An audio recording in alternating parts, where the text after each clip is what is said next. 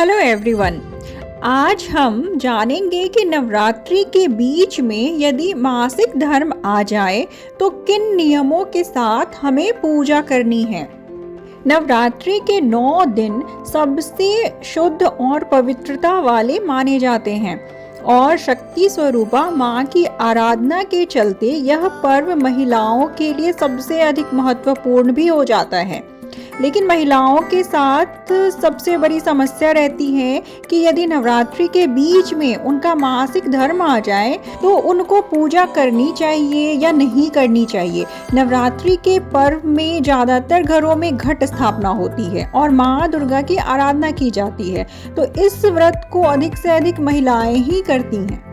महिलाओं के लिए मासिक धर्म प्राकृतिक रूप से होने वाली वह घटना है जो हर 22 से 28 दिन में रिपीट होती है।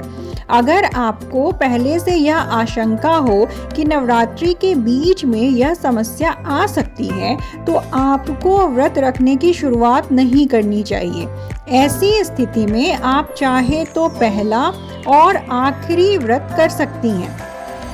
मासिक धर्म में महिलाओं को चक्कर आना, भूख न लगना जैसी समस्याएं भी हो सकती हैं, तो ऐसे में आपको व्रत नहीं रखने चाहिए। लेकिन जिन महिलाओं को ऐसी समस्याएं नहीं होती हैं वे व्रत रख सकती हैं। इस दौरान आपको माता की प्रतिमा को स्पर्श नहीं करना चाहिए और न ही पूजा की कोई सामग्री छूनी चाहिए। आप सच्चे श्रद्धा भाव से व्रत कर सकती हैं और फलाहार भी कर सकती हैं। भगवान के लिए भक्तों के मन में सच्चा भाव होना जरूरी है और शारीरिक शुद्धि उसके बाद आती है। जिन महिलाओं को मासिक धर्म की समस्या आती है वे व्रत करने के साथ दुर्गा सप्तशती का पाठ भी मन ही मन कर सकती हैं। अगर आपको यह पाठ याद नहीं है तो आप अपने मोबाइल में इंटरनेट के माध्यम से ये पाठ देखकर भी कर सकती हैं। किसी एकांत स्थान पर बैठकर आप चाहें तो यह पाठ कर सकती हैं। ध्यान रखें कि यह पाठ आपको स्नान के बाद स्वच्छ वस्त्र धारण करके ही करना है। अगर नवरात्रि से पहले ही आपके मासिक धर्म की शुरुआत हो चुकी है तो आपको व्रत नहीं करने चाहिए। फिर भी यदि आप व्रत करने का संकल्प ले चुकी हैं तो पूजा स्वयं न करें। इसकी बजाय घर के किसी अन्य व्यक्ति से पूजा करवा सकती हैं और दुर्गा सप्तशती का पाठ करने और सुनने से आपको व्रत का पूर्ण फल प्राप्त होता है। जिन महिलाओं को नवरात्रि के बीच में मासिक धर्म आ जाए उन्हें निराश होने की जरूरत नहीं है। इस दौरान उनके लिए जरूरी है कि वे माँ दुर्गा का मानसिक जाप और मानसिक रूप से ध्यान करें। ऐसा करने से आपको पूजा का पूरा फल मिलेगा और माँ भगवती आपकी सभी मनोकामनाएं पूर्ण करेंगी।